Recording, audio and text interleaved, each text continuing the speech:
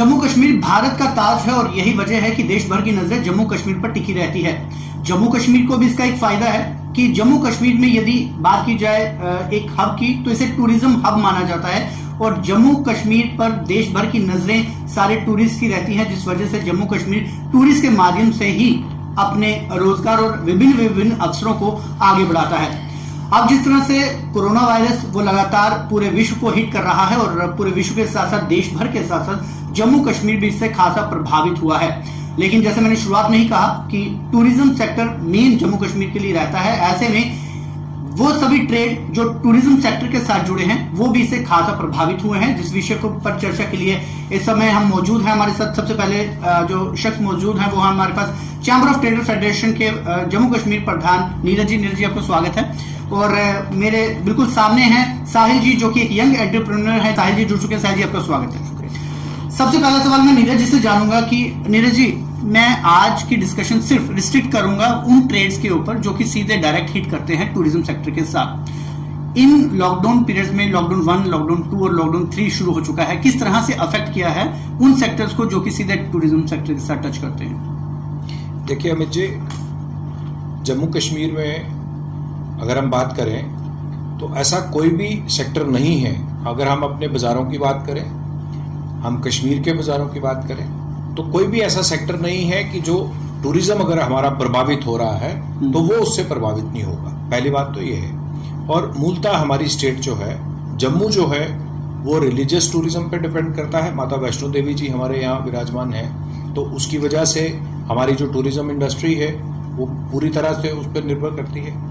कश्मीर में अगर हम बात करें तो सीनिक व्यूज के साथ साथ वहां पे बाबा अमरनाथ जी विराजमान हैं, तो कहीं ना कहीं पूरे देश भर से, मैं क्या कहूं, पूरे विदेश भर से जो हमारे टूरिस्ट, चाहे वो यहाँ पे लेयर टूरिज्म के लिए आए, चाहे वो पिलग्रिमेज के लिए आए, तो हमारे जो बाजार हैं वो काफी हद तक उसके ऊपर डिपेंडेंट होते हैं। और इस कोरोना वायरस की वजह से, चूंकि जैसा हम सब जानते हैं कि कोई भी प्रिपेयर नहीं था कि ऐसी महामारी फैलेगी, और ये जो पैंडेमिक बना है उससे पूरे हमारे देश में क्या, पूरे अगर आप बात करेंगे पूरे वर्ल्ड में आज एक ऐसा पैनिक का माहौल बन गया है। कहें तो इसने पूरे वर्ल्ड को ही लॉकडाउन कर दिया है, तो इसमें कोई उपेक्षा नहीं होगी। तो उससे डेफिनेटली टूरिज्म सिर्फ हमारी स्टेट का ही नहीं, हमारे भारतवर्ष का ही नहीं, पूरे वर्ल्ड का टूरिज्म आज प्रभावित हुआ है।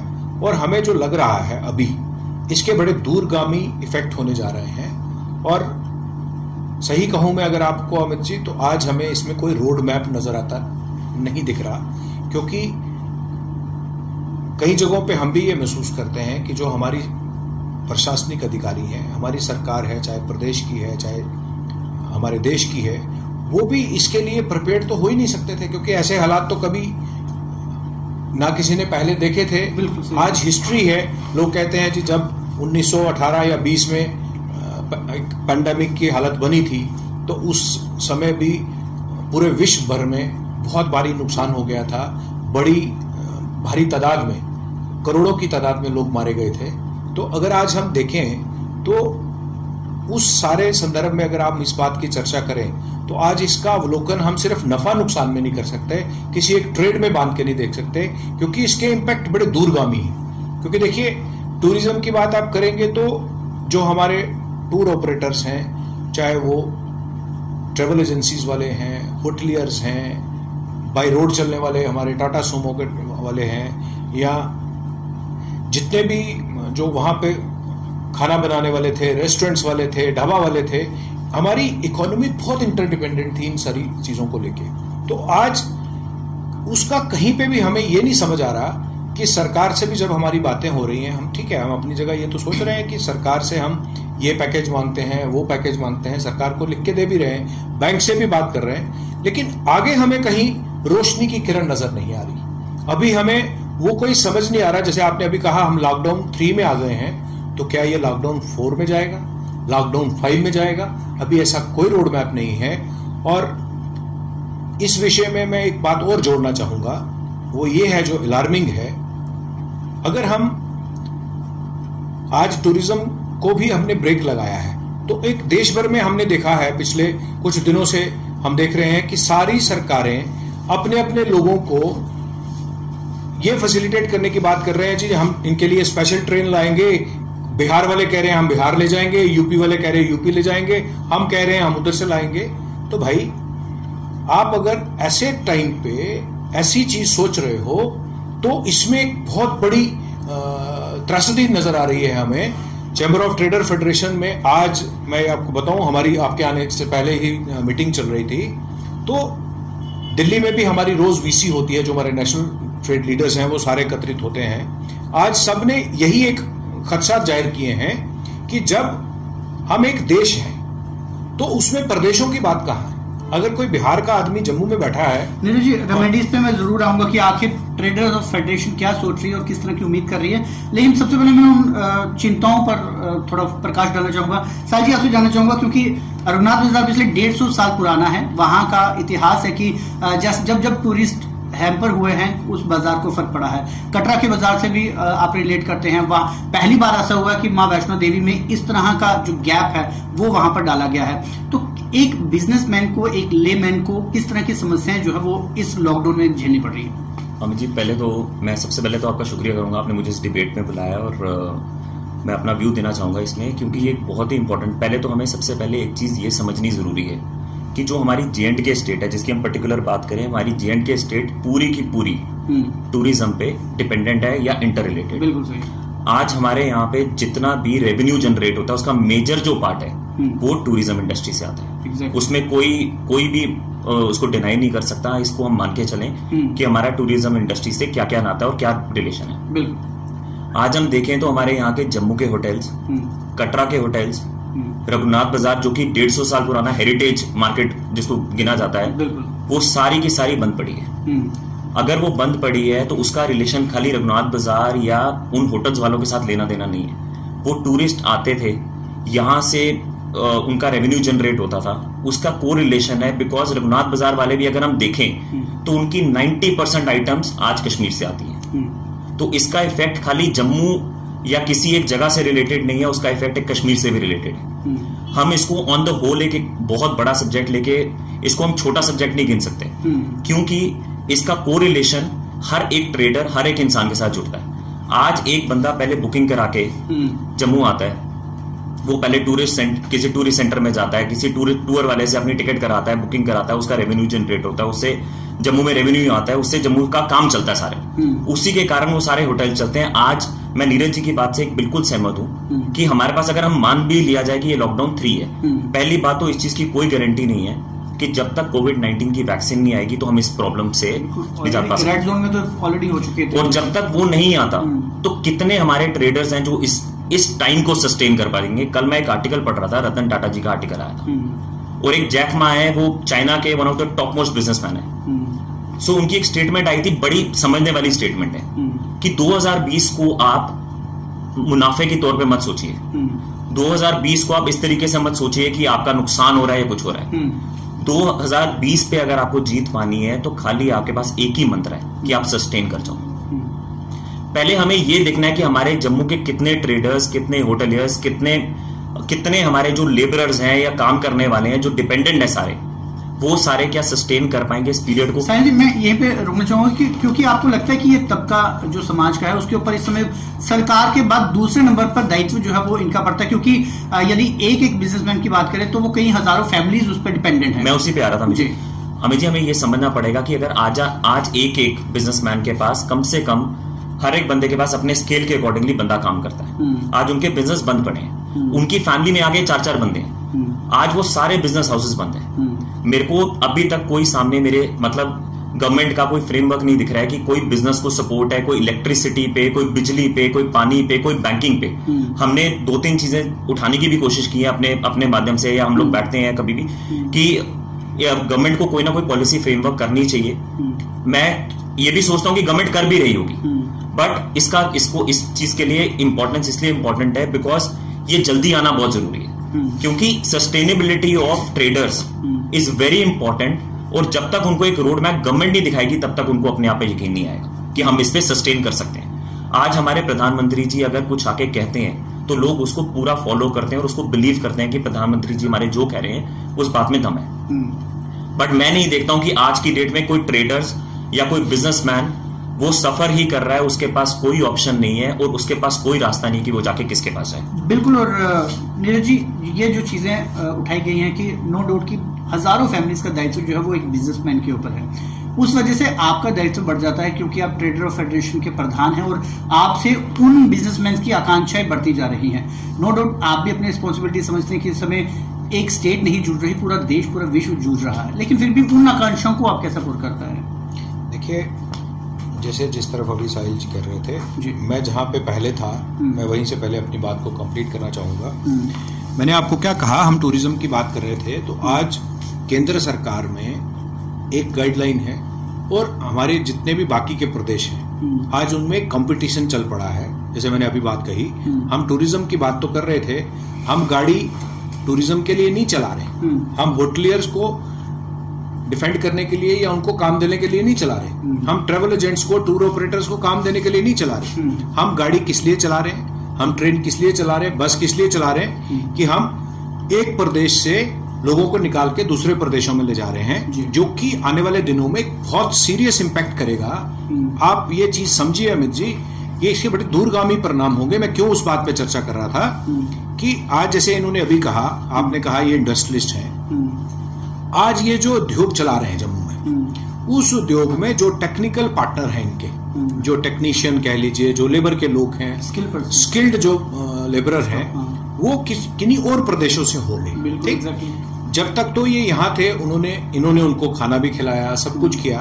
आज सरकार क्या कर रही है, उन्हीं लोगों को उनके खाते में पैसा डाल के उनको राशन भी दिया और अब उनको उनके घर पहुंचा रही है। अब जब वो घर पहुंच जाएंगे, हम समझते हैं कि कमिटमेंट्स, इमोशनल बातें होती हैं, इमोशंस आर देयर, कि लोग फंसे नहीं है, वो यहाँ पे काम कर रहे हैं। आजकल जमाना है, आप व्हाट्सएप के ऊपर एक हर आदमी अपने घर में वीडियो कॉल करता है, देख रहा है, हालात ठीक हैं। लेकिन इसमें एक सबसे बड़ी बात है जो आज हम सिर्फ इसको बिजनेस एंगल से नहीं सोच रहे हैं, इसको अगर आप दूसरे तरीके से देखें तो आज ये जो सिचुएशन ऐसी है, जैसे अभी इन्होंने कहा था कि रतन टाटा जी का बयान है कि 2020 में अगर हम खुद की जान बचा लें तो हम अपने पे एहसान कर लें। बिल्कुल सही। तो ऐसे में जब जान बचाने की बात है तो नरेंद्र मोदी जी ने, हमारे जो आदरणीय प्रधानमंत्री जी हैं, उन्होंने जब पहले संबोधन कहा था, उन्होंने कहा जो जहां है वो वहीं रहे।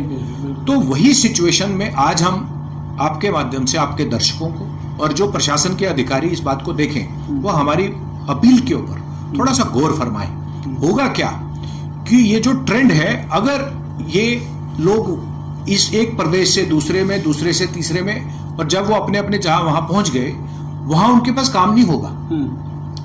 आपने उनको आइडली बिठा दिया, जब वो आइडल बैठ गए, उनके घर में खाने को है, वो काम करने को नहीं आएंगे। That is going to create a serious issue कि हमारे उद्योगों के पास टेक्निकल कामगार नहीं होंगे। इन्होंने होटल की बात करी, होटल इंडस्ट्री में आज आप देखेंगे बहुत जो मैनेजर्स हैं या जो लोग काम कर रहे हैं, वो जो अगर उनके काम करने घर चले गए, तो जब थोड़ा बहुत सिचुएशन इंप्रूव भी होगा तो उन लोगों को वापस खोलने के लिए आज हम व्यापारिक प्रतिष्ठानों को खोलने की बात कर रहे हैं। एक और समझने की बात है, यदि लॉकडाउन नहीं हुआ होता तो भी वो वर्कर इस समय यहाँ पे काम ही कर रहे होते, बिल्कुल, फिर घरों में नहीं जाते। हाँ, जिसको समस्या है, जो फंसा पड़ा है, जिसको खाने के लिए कुछ नहीं है, उसे सरकार बेशक अपने घरों तक पहुंचा दे, लेकिन जो ऑलरेडी यहाँ पर काम कर रहे थे, वो उन्हें तो यहाँ पे सस्टेन करने रहना चाहिए। जी, वही मैं कह रहा हूँ, इसके बड़े दूरगामी इफेक्ट होंगे, क्योंकि सिचुएशन देखिए, अगर उन लोगों के अभी तक टेस्ट नहीं हुए, जब आप उनको ट्रेनों में भर भर के एक प्रदेश से दूसरे प्रदेश भेजते हैं, अभी आप देखिए, जैसे अभी इंसिडेंट हुए, महाराष्ट्र से लोग पंजाब में आए हैं, तो कितने केसेस बढ़े हैं। वो वहां पे थे, वो कहते जी आपने टेस्ट करने चाहिए थे, वो कहते आप they are passing bugs to each other. लेकिन ये बहुत सीरियस सिचुएशन है कि जहां हम इतनी बड़ी लोगों की ट्रांसपोर्टेशन एलो कर रहे हैं विदाउट टेस्टिंग। तो ऐसे में क्या होगा, अगर मान लीजिए एक ट्रेन जा रही है, ट्रेन में 500 आदमी है, उस 500 में 5 इफेक्टिव है, तो अगर वो 5 जो होंगे, वो कितनों को आगे कम्युनिटी स्प्रेड जो हम रोक पाए थे अभी तक, उसका एक इम्पैक्ट होगा। दूसरा, एज ए बिजनेसमैन हम जो चीज देख रहे हैं कि हर प्रदेश में आप ये देखेंगे एक पर्टिकुलर प्रदेश का आदमी अपने वहां पे काम करना प्रेफर नहीं करता है, वो दूसरे प्रदेश में जाके काम करता है। तो ऐसे में जब वो अपने प्रदेश जाएगा वहां तो वो काम नहीं करेगा। तो ये जो एक ट्रेंड बन गया है, इसमें सभी जो प्रदेश की सरकारें हैं वो इसमें मुलविस हो रही हैं कि नहीं जी, एक दौड़ सी पड़ गई है। कोई कह रहा है मैंने 500 रुपया डाल दिया उसके अकाउंट में, कोई कह रहा है मैं 1000 रुपया डाल दूंगा, कोई कह रहा है जी मैं ट्रेन चलाऊंगा, कोई कहता है मैं बस चलाऊंगा। From where that money will कम?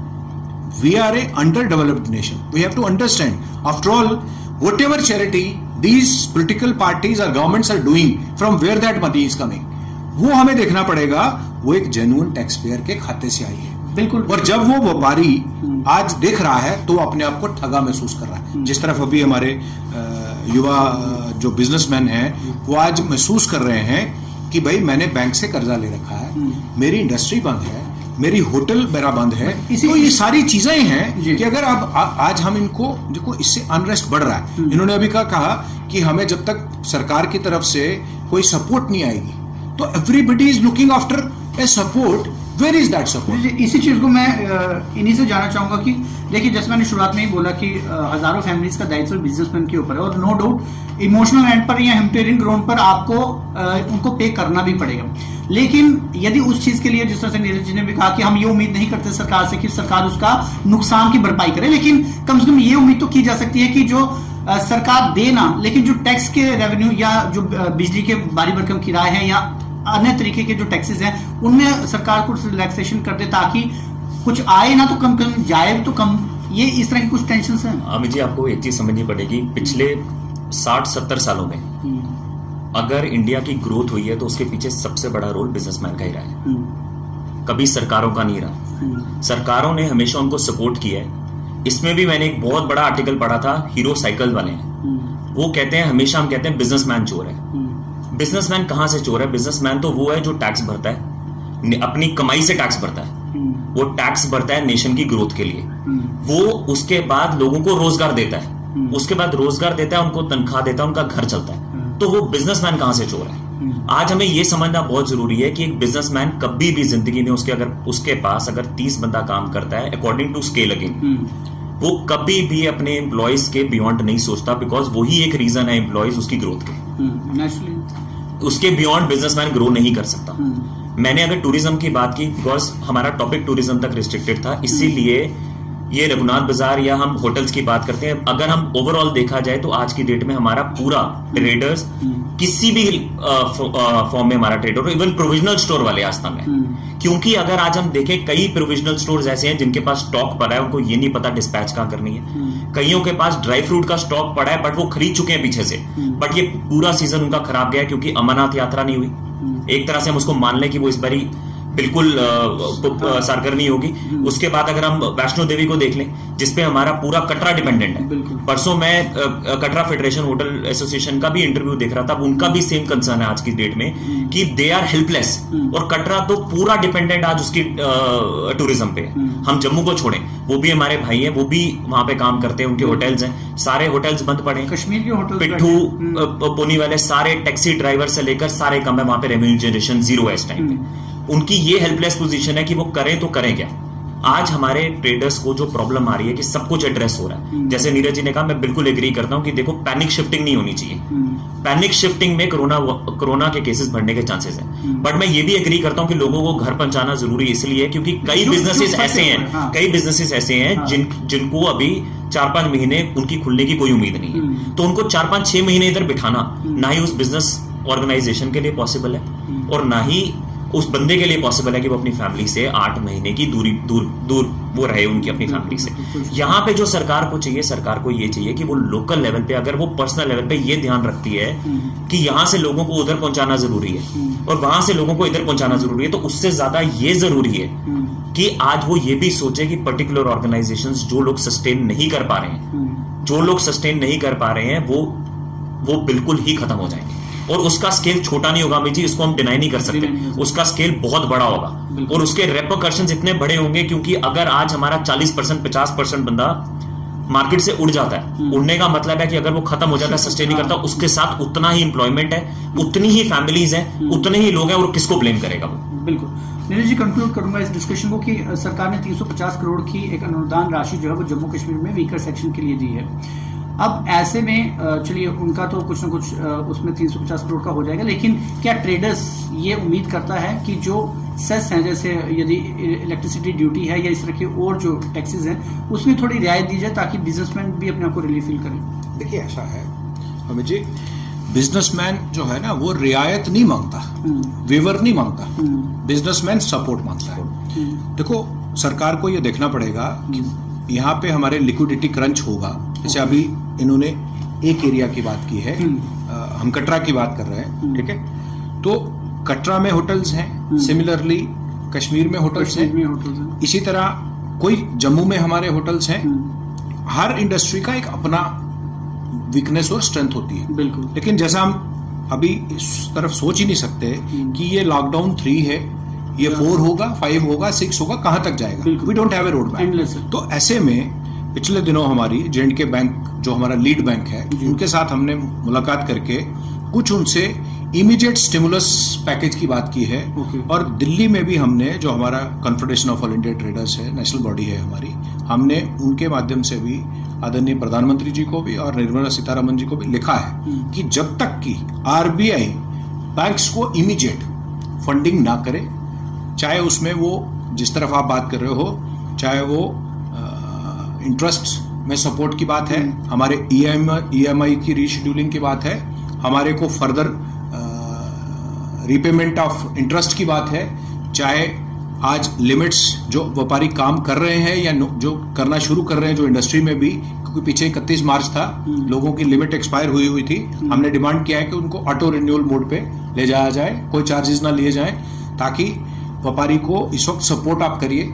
ठीक है, RBI ने एक सपोर्ट पैकेज में जब पीछे केंद्र ने अनाउंस किया कि 10% का सपोर्ट उन्होंने कहा कि आपको वर्किंग कैपिटल में हम एड ऑन कर देंगे, अगर आप कोई लेना चाहता हम उसको कर देते हैं। लेकिन 10% आज के जमाने में कोई अमाउंट नहीं होता, और उसका जो रेट ऑफ इंटरेस्ट है वो भी अभी वही रखा गया है, और कई बैंक्स उसमें भी ज्यादा की बात कर रहे हैं, जैसे TOD पे इंटरेस्ट लगता है। तो हमने वहां भी एक बात कही थी, जो आप एडिशनल कैपिटल इस वक्त देते हैं उसका रेट ऑफ इंटरेस्ट जैसे सेविंग में आप दे रहे हैं वैसा ही आप उतना ही रेट ऑफ इंटरेस्ट रखिए, ताकि बैंक को नुकसान ना हो। जो बैंक अगर हमसे आज कमाई तो नहीं ना करे, अगर हम नहीं कमाई कर रहे तो बैंक भी ना करे, तो लिक्विडिटी आ जाए। इसी तरह जो लोगों के आउटस्टैंडिंग पेमेंट्स हैं, जैसे आज साहिल जी का जहां पे किसी हो सकता है गवर्नमेंट में इन्होंने माल सप्लाई कर रखा हो, तो इनके जो पेमेंट्स हैं, ड्यूज हैं, उनको क्रेडिट कर दिया जाए।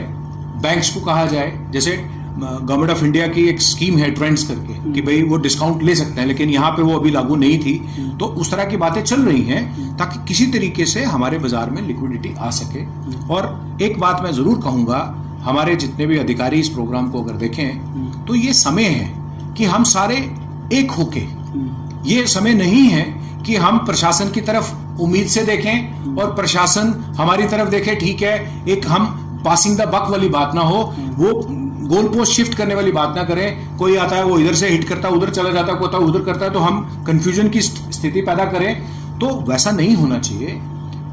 आज हम ऐसे दौर से गुजर रहे हैं, कोरोना ने बहुत कुछ सिखाया हमें, बिल्कुल लोगों की बहुत आदतें बदलेंगी। आप आज सिर्फ हम आज होटल की बात कर रहे हैं हमारे साहिल जी, लेकिन आप देखेंगे लोगों के कैरेक्टर में बदलाव आ जाएगा। लोग होटल में ठहरना देखना आप कम कर देंगे, लोग बाहर खाना कम कर देंगे, ट्रैवलिंग कम हो जाएगी। तो ऐसे में बिजनेस के आयाम बदल जाएंगे। तो इन हालातों को जब हम तक इकट्ठे नहीं होंगे, जब हम सारे मिलके इस बात पे बात नहीं चर्चा करेंगे, तो हम आगे नहीं बढ़ पाएंगे। तो हम अपील करना चाहते हैं प्रशासन में बैठे अधिकारियों से कि जिस तरह से केंद्र के जो गाइडलाइंस आ रहे हैं और जो स्टेक होल्डर्स हैं जी, जैसे अगर इनकी ऑयल मिल है तो ऑयल मिलर्स को जो प्रॉब्लम आ सकती है वो जितना अच्छा ये बता सकते हैं, इतना मैं नहीं बता सकता। तो जो स्टेक होल्डर्स, चाहे वो टूरिज्म ट्रेड के हैं, चाहे वो ट्रेड से आते हैं, चाहे वो इंडस्ट्री से आते हैं, उनके साथ बैठ के रेगुलर बेसिस के ऊपर चर्चा हो, ताकि हम कोई रोड मैप बना सकें। क्योंकि भारत अभी डेवलपिंग नेशन है, ठीक है, और हमने अगर आगे जाना है तो हम जब तक इकट्ठे नहीं मिलेंगे तब तक हम आगे नहीं जा सकते। और हम इस बीमारी का कोई समाधान नहीं जब तक ढूंढ लेते तो हमने इसको कैसे फाइट करना है उसके ऊपर भी जब तक हम इकट्ठे बात होकर नहीं करेंगे तो हम इसके रिजल्ट नहीं ले पाएंगे। बिल्कुल। और साहिल अग्रवाल जी की बात से मैं भी बिल्कुल मुझे सही मायने में लगती है कि सरकार की बैकबोन के रूप में एक बिजनेसमैन जो है वो काम करता है, लेकिन सरकार बिजनेसमैन के लिए किस तरह से सोच रही है इसका उदाहरण वेयर हाउस या फिर ट्रांसपोर्ट नगर के हालात को देखकर साफ तौर से इशारा लगाया जा सकता है, अंदाजा लगाया जा सकता है कि इतने ज्यादा टैक्सेस लेने के बाद भी सरकार उनकी तरफ किस तरह से अनदेखी करती है। लेकिन दूसरी तरफ नीरज जी की भी बात बिल्कुल